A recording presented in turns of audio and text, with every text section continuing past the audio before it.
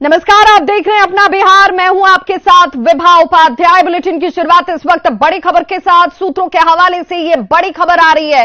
मुख्यमंत्री नीतीश कुमार ने शिक्षा मंत्री को बुलाया है। प्रोफेसर चंद्रशेखर को अपने आवास पर मुख्यमंत्री नीतीश कुमार ने तलब किया है। सीएम ने अपने आवास पर शिक्षा मंत्री को बुलाया है और बीजेपी की प्रेस कॉन्फ्रेंस पर संज्ञान लिया गया है।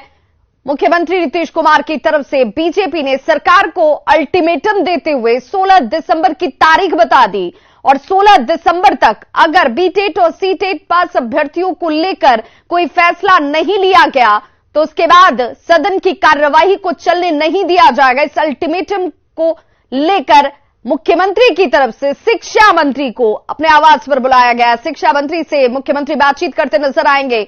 शिक्षक बहाली के मुद्दे पर यह बातचीत संभव मानी जा रही है और संवाददाता रजनीश हमारे साथ इस वक्त ज्यादा जानकारी के साथ वो लाइन पर जुड़ चुके हैं। रजनीश, सीधे तौर पर यह माना जाए कि बीजेपी जो अल्टीमेटम दे रही है या बीटेट या सीटेट पास अभ्यर्थियों के लिए जो राजनीति इस वक्त बीजेपी कर रही है, सरकार ने उससे लेकर गंभीरता दिखाई है?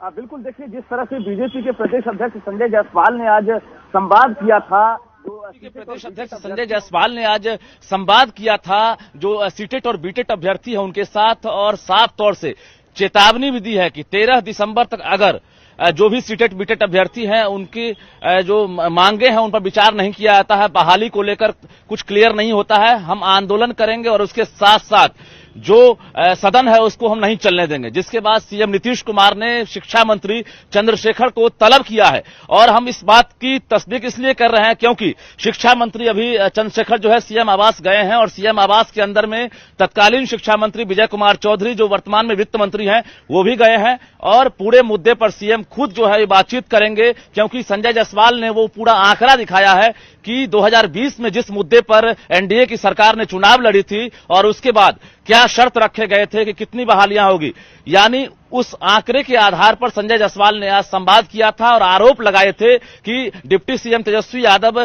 जो वादा किए थे वो वादा कैसे भूल गए। और शिक्षा मंत्री चंद्रशेखर जो तत्कालीन विधायक थे और राजद के उस वक्त विधायक हुआ करते थे, उन्होंने पूर्व शिक्षा मंत्री जो एनडीए के शिक्षा मंत्री होते थे विजय कुमार चौधरी, उनसे सदन में सवाल किया था। उन तमाम चीजों को आज संजय जायसवाल ने आज जिक्र करते हुए ये कहा है कि 13 दिसंबर तक हम मोहलत दे रहे हैं राज्य सरकार को। अगर सीटेट बीटेट अभ्यर्थियों की मांगे पूरी नहीं होती है, बहाली नहीं होती है तो हम सदन नहीं चलने देंगे। विभा उसका साफ असर देखने को मिल रहा है। सीएम ने खुद संज्ञान लिया है और अभी कितनी देर बैठक चलेगी ये कहना मुश्किल है, लेकिन बता दें आपको जिस डिपार्टमेंट पर आरोप लगा है कि बहाली नहीं कर रहा है उसी डिपार्टमेंट के मुखिया यानी शिक्षा मंत्री चंद्रशेखर और उसके साथ साथ पूर्व शिक्षा मंत्री विजय कुमार चौधरी के साथ सीएम बैठक करेंगे और सीएम आवास के बाहर हलचल तेज है। कुछ ही देर पहले अभी शिक्षा मंत्री गए थे और उसके बाद सीएम खुद बैठक करेंगे। हालांकि बैठक पहले से तय नहीं थी, ये भी जानकारी ली है हमने। सीटेट और बीटेट अभ्यर्थी जो लगातार अपनी मांगों को करते आ रहे हैं, उन मांगों के साथ अगर विपक्ष खड़ा हो रहा है तो ये सरकार के लिए परेशानी खड़ी कर सकता है और इसीलिए इस पर गंभीरता दिखाई जा रही है। और अगर ये गंभीरता दिख रही है तो छात्रों के हित में है, इन अभ्यर्थियों के हित में है। बिल्कुल, देखिए आपकी जो सरकार के पास जो आंकड़े हैं 3.5 लाख राज्य में शिक्षकों के पद रिक्त हैं और उन बहाली को लेकर लगातार जो है जो शिक्षक अभ्यर्थी हैं वो आंदोलन कर रहे हैं। आज से भूख हड़ताल करेंगे। तो एक तरह से अब शिक्षक अभ्यर्थियों की लड़ाई जो है बीजेपी लड़ेगी और खुलकर संजय जायसवाल जो प्रदेश अध्यक्ष होते हैं उन्होंने अल्टीमेटम दे दिया है सरकार को। निश्चित रूप से शिक्षक अभ्यर्थियों को बल मिला है बीजेपी का और बीजेपी अब खुलकर समर्थन करेगी और उसके साथ साथ जो सदन चलेगी उन सदनों में अब कहीं ना कहीं हंगामा का आसार है और मुद्दा जो है सबसे बड़ा शिक्षक बहाली का मुद्दा होगा। विभा, बिल्कुल, बहुत बहुत शुक्रिया रजनीश इस तमाम जानकारी के लिए। तो शिक्षा मंत्री चंद्रशेखर इस वक्त सीएम आवास पर मौजूद हैं और उनके साथ पूर्व शिक्षा मंत्री जो एनडीए में शिक्षा मंत्री की भूमिका निभा रहे थे विजय चौधरी, उनकी भी मौजूदगी इस वक्त मुख्यमंत्री आवास पर है। शिक्षा मंत्री चंद्रशेखर का बयान इस वक्त जिसमें संजय जायसवाल की प्रेस कॉन्फ्रेंस के बाद यह बयान दिया गया है। उन्होंने कहा कि जिसके पास 80 व्यक्ति हैं वो किस नियम पर सदन नहीं चलने देंगे, ये अपने आप में एक बड़ा सवाल है। नियम संजय जायसवाल ही बताएं आखिर ये कैसे संभव है और ये भी बताएं कि बहाली पर सवाल अगर उठा रहे हैं तो खुद 16 करोड़ की बहाली का जो वादा किया गया था वो वादे कहां रह गए। शिक्षा मंत्री ने संजय जायसवाल पर यह आरोप लगाते हुए कहा कि झूठ बोलते हैं संजय जायसवाल। हमारे साथ शिक्षा मंत्री चंद्रशेखर हैं। सर, क्या लग रहा है अभी जिस तरह से संजय जायसवाल ने अभी पीसी की है, संवाद किया और कहा संजय जायसवाल के पीसी को हम देखे नहीं है, इसलिए कोई टिप्पणी करना उचित नहीं है। जब देखेंगे, हम सदन नहीं चलने देंगे। जब देखेंगे तो पता करेंगे। उनको सदन नहीं चलने देना है।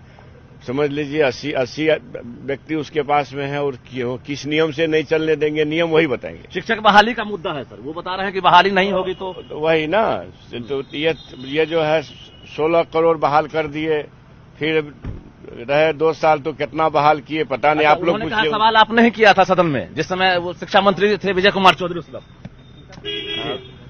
सर, सदन में कहा है उन्होंने कि सवाल आपने ही किया था कि शिक्षक बहाली क्यों नहीं हो रही। अरे नहीं भैया, वो झूठ बोल रहे हैं। सर, हम सामने तो हमारे साथ देख सकते हैं अभी शिक्षा मंत्री चंद्रशेखर थे जो अभी सीएम आवास जा रहे हैं। पता चला है कि मुख्यमंत्री ने अभी सीधा बुलाया है चंद्रशेखर जी को। अब किस लिए बातचीत होगी, क्या बैठक होगी, ये फिलहाल उन्होंने नहीं बताया है। लेकिन संजय जायसवाल ने जिस तरह से अभी संवाद किया है शिक्षक अभ्यर्थियों के साथ, उसमें उन्होंने खुलकर ये कहा है कि हम 13 दिसंबर तक सरकार को मोहलत दे रहे हैं। अगर शिक्षक बहाली नहीं हो पाती है और समाधान नहीं निकलता है तो हम सदन नहीं चलने देंगे। लेकिन इस बाबत शिक्षा मंत्री ने जो कहा है कि संजय जायसवाल हम पर अगर कह रहे हैं, आरोप लगा रहे हैं तो वो सरासर झूठ बोल रहे हैं।